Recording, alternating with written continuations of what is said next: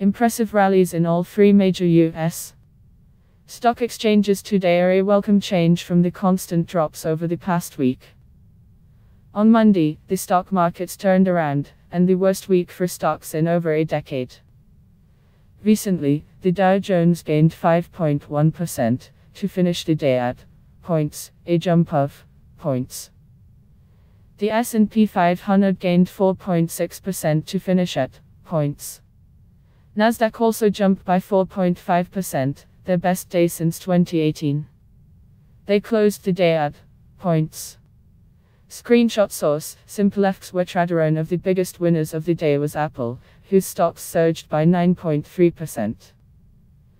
This came after analysts changed their rating to outperform, stating that stocks were oversold last week when Apple reported they would fail to meet quarterly targets.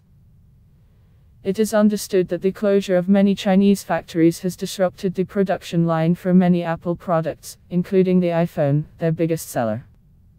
However, it is now believed that reports overestimated the effect that this will have, and losses will not be as dire as initially thought. Oil prices rose by 4% yesterday, as it looks as though the Organization of the Petroleum Exporting Countries, OPEC, looks set to make cuts to outputs.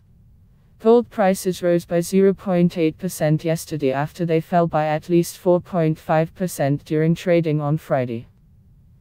This drop represented the most massive fall for gold in over 7 years, but it does appear as though it will be regained this week.